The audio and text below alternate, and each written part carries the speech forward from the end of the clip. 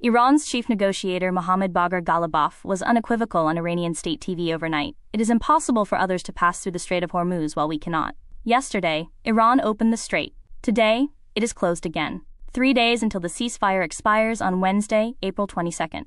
Trump is heading to Pakistan for round 2. The U.S. blockade has turned back 23 ships. And this morning, the most dangerous sentence in this entire war was written on Truth Social. Trump posted, "Iran decided to fire bullets yesterday in the Strait of Hormuz.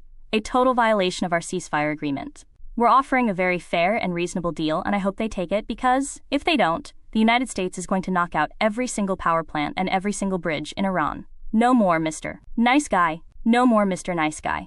Day 50 of Operation Epic Fury. The ceasefire that was announced as a 2-week pause has now lasted 11 days and is 3 days from expiry with no deal signed. The strait toggling open and shut like a light switch, and a U.S. president threatening to destroy every power plant and bridge in a country of 88 million people, again, using the exact same language he used on April 7th, when the world held its breath for 12 hours before Pakistan called, and the bombs didn't fall. The question today, Sunday, April 19th, is whether that script repeats one more time, or whether this time the bombs actually fly. Here is what is actually happening right now.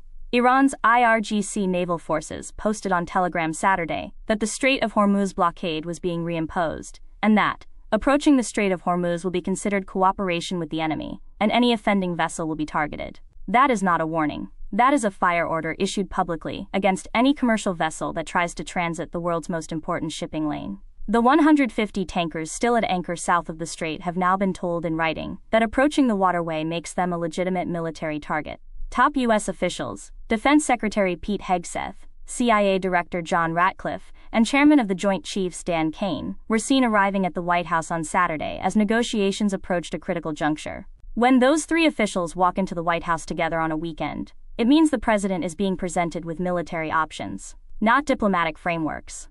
Options. And yet, simultaneously, the diplomatic track is still moving.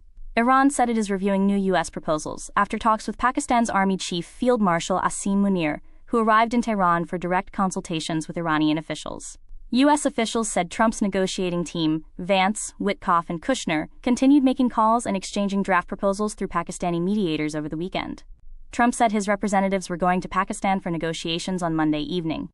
So the military chiefs are at the White House, and the negotiators are boarding planes to Islamabad at the same time. Both things are happening simultaneously, on the same Sunday morning. That is not a contradiction.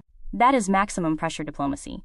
Keep the negotiating table open with one hand, and load the strike packages with the other, so that when the Iranian delegation sits down in Islamabad on Monday, they know with absolute certainty that the alternative to a signed framework is not another deadline extension. It is every power plant and every bridge. The Iran that walks into round 2 of these talks on Monday is a different Iran than the one that walked out of Islamabad 8 days ago. One U.S. official said bluntly, "Iran has no money. They're broke. We know it. And they know we know it." The U.S. blockade has zeroed out Iran's oil exports, roughly $140 million per day, overnight. Karg Island, which handles 90% of Iran's oil exports, is effectively shut down under the blockade. Iran opened the strait on Friday as a gesture of goodwill. Trump kept the blockade in place. Iran shut the strait again on Saturday. Trump threatened every power plant and bridge. That cycle, goodwill, rejection, retaliation, threat, has now played out 3 times in 72 hours, and each iteration leaves less room for the next one. Meanwhile, the separate 10-day ceasefire between Israel and Lebanon is being tested. A French UN peacekeeper, Florian Montorio of the 17th Parachute Engineer Regiment, was killed in southern Lebanon over the weekend. An Israeli soldier was also killed when his engineering vehicle hit a bomb. France's President Macron confirmed the French death and described it as an attack on the UN's peace service. A French soldier serving in a UN peacekeeping force is dead in Lebanon. Hezbollah denied responsibility. But the 10-day Israel-Lebanon ceasefire, the truce that unlocked Friday's brief strait opening by removing Tehran's central precondition, is now under the same strain that destroyed the previous 3 ceasefires in this conflict, one shell at a time. A CNN analyst put it plainly. "It does feel as if we are drifting away from a deal, but not irretrievably. It could all be maneuvering. Iran signaling anger that Trump didn't lift his naval blockade after Tehran lifted its own.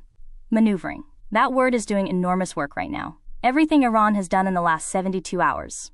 Open the strait, close the strait, fire shots at a tanker, threaten to block the Red Sea, review new U.S. proposals, send its chief negotiator to state television to say the deal is impossible. All of it fits the pattern of a side that is still negotiating while performing the theater of refusal. The IRGC fires shots near a tanker. The foreign minister reviews proposals from Pakistan's army chief. Both things happen on the same Saturday. In the same country.